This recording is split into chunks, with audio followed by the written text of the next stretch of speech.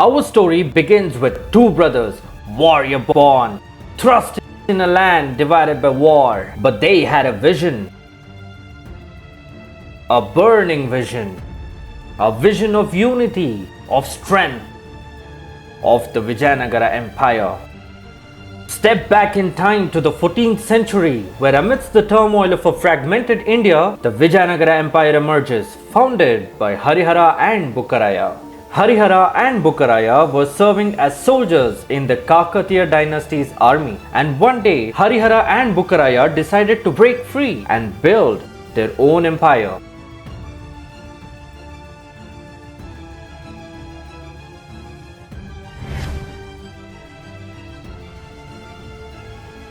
Rajadiraja, Rajagambira, Rajamarthanda, Rajakulatilaga, Parag, Parag, Parag. Shri Krishna Devaraya ke Jai! Shri Krishna Devaraya ke Jai! The golden age of Vijayanagara reached its pinnacle under Krishna Devaraya.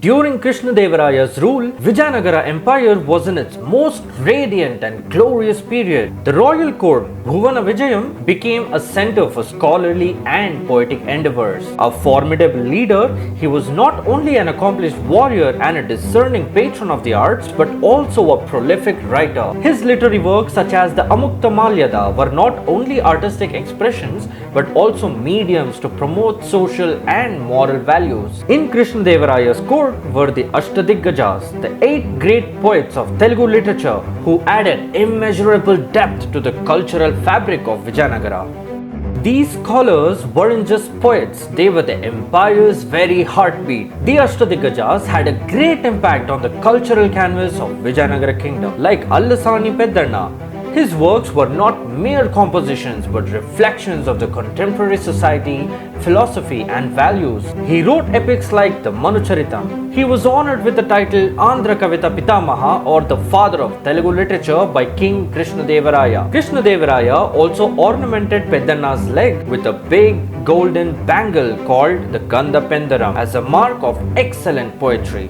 Such were the achievements of Allasani Peddanna. Hey, calm down, Tenali. No need to get aggressive. We will talk about you as well.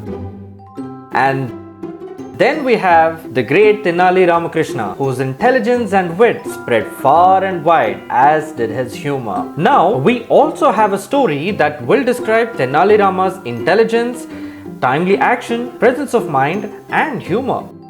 Here we go. One day, a beautiful woman entered the royal court, and she brought with her and presented to the king a box that contained one of the most richest sari fabrics. Oh great king, I have a group of talented weavers who can weave the most beautiful, thinnest sari fabric which almost cannot be seen with the naked eye. With your financial support, we can prepare the sari fabric and exhibit it to the court. The king was impressed and allocated the funds immediately. He asked them to exhibit their works in a year's time, also allowing them to stay at the royal court.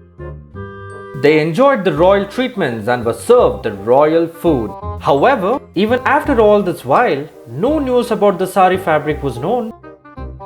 After a year, the king ordered the guards to bring the women and the weavers along with the work. The royal court was packed and the crowd were waiting to see the spectacular sari fabric. The woman bought an empty box and showed it to the court and the king. The woman addressed the court and proceeded to say, "Gentlemen, divine material is used in creation of this fabric. Hence, this fabric will be visible only to the pure-hearted and those who haven't sinned." The king was embarrassed. He couldn't see the cloth. Tenali, who was observing all of this, walked up to the king and said, "Dear king, I am afraid we have been cheated." The king mentioned, "I'm afraid so. What do we do now, Tenali?" Tenali walked up to the woman, being the clever man that he is, replied, "Dear woman, we all wish to see you wear this divine cloth, so we can all see the craftsmanship of the cloth. See, the crowd is very eager to see you wear the cloth."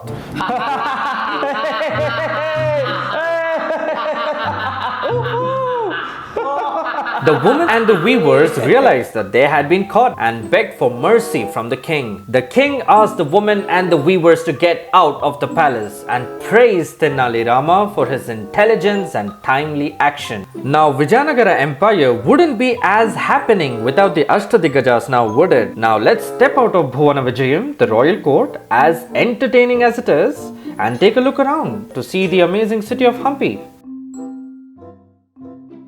Welcome to the ancient and enchanting city of Hampi, a jewel of India's architectural heritage. Hampi, also known as the City of Ruins, stands as a testament to the grandeur of the Vijayanagara Empire and served as its capital. The city's strategic location on the banks of the river Tungabhadra fostered trade and cultural exchange, turning it into a vibrant hub that attracted merchants, scholars, and artisans from across the globe. Hampi was declared a World Heritage Site by UNESCO in 1986. Also, the NY Times ranked Hampi at number 2 as the best cities to visit in the world in 2019. Have you visited Hampi yet? Lakkandandesha built a temple dedicated to Sri Virupaksha. This temple is considered the most sacred sanctuary and is one of the oldest functioning temples in India.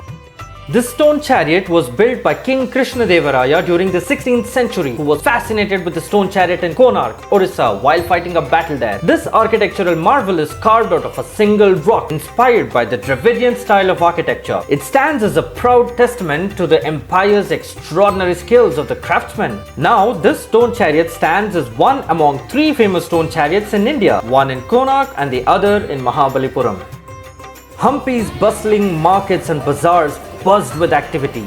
Trading here included that of precious gems, spices and textiles. A city teeming with wealth and prosperity, flourishing trade and occupations, and markets buzzing with activities. Amazing architectural achievements one day suddenly seized, pillaged, and brought to ruins and destruction.